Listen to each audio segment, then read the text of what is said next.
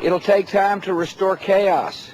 I've been sitting here trying to think of a joke to make out of the fact that both Vince Gilligan and Hideki Anno have written scenes involving hospital handies, but I don't know, it's just not coming.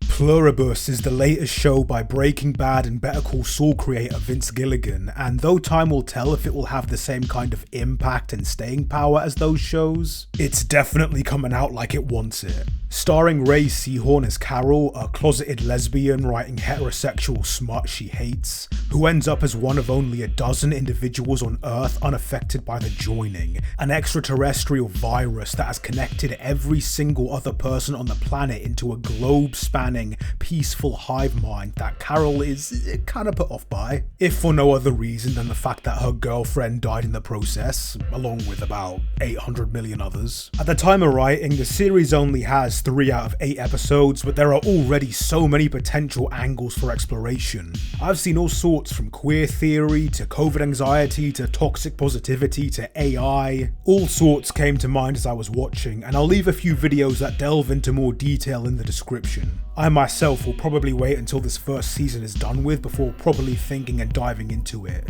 but as I watched the early episodes of this post-apocalyptic story about the union of all human minds through vaguely extraterrestrial means being resisted by an angry, emotionally distressed gay person, I couldn't help but be reminded of something similar. And yes, Shinji is gay. He is pansexual. I will hear no further arguments. I always struggle trying to summarize Eva because attempting to do so without completely spoiling it makes it feel like I'm lying by omission. Like, you can't just say it's about a boy whose dad makes him fight in robots against weird, abstract monsters. It is so much more than that, so I'm not even gonna fucking try. If you know, you know. And if you do know, then you probably know where I'm going with this. The ultimate climactic event that Evangelion always ends up building towards in some form or fashion is the Human Instrumentality Project. Propagated by Sele, this shadowy cabal of old men and monoliths, human instrumentality, to vastly oversimplify the actual process, is the stripping away of the barriers separating human beings from one another, resulting in the merger of all human souls into one singular, transcendental entity. The dogma behind it, or at least the version presented in the end of Evangelion,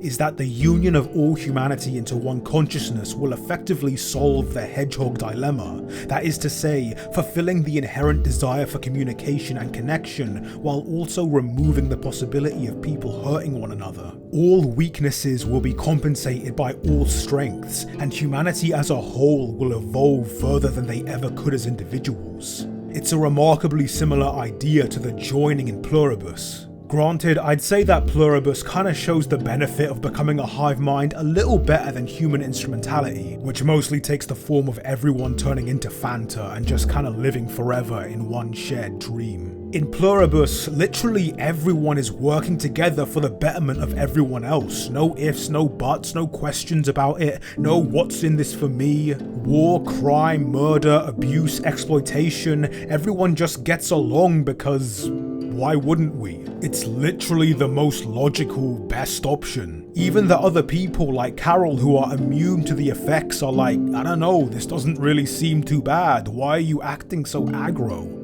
I think it would be remiss to not point out that, as a white affluent American, Carol is the one who likely has the most attachment to individuality, or at least her view of it, as well as the most to lose materially. At the same time, in showing the upsides of a hive mind, it also shows the downsides as well, and you can see that in the opening of episode 2, which focuses on Zosha making her way from Morocco to Albuquerque, where Carol is. On the way, she works with others to pack up bodies, exchange vehicles, gets herself a coffee, cleans herself up, and as I'm watching this, it occurs to me, no one is saying a thing, because why would they? They're literally the same person now, they all share the same thoughts. It makes you wonder, is it like this all over Earth? Are people just working in total sync without even talking to each other? Without even looking at each other? In episode 1, there's this scene just before the virus breaches containment where a couple of scientists have a conversation with the receptionist about how slow work's going, about the donuts he set out which have come from his daughter trying to raise money for her marching band. All in all, a very menial conversation, but by all accounts, it was the last of its kind that those people ever had. In the world that the hive mind creates, will there be time for moments like these? Will there be time for marching bands? Realizing that the probable answer is no, I can't help but think that something of value has been lost.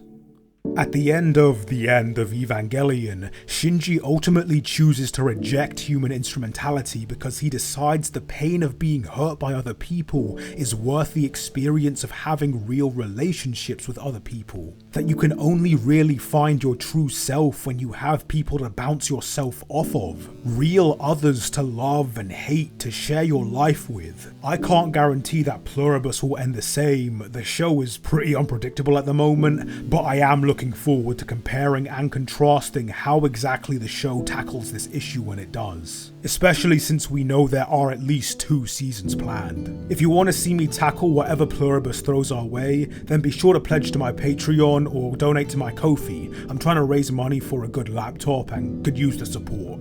A big thank you to everyone who's already done so, especially my patrons Michael Coolwood, El Bigante and Fox. To everyone else, thanks for watching, and I'll see you soon. Bye bye.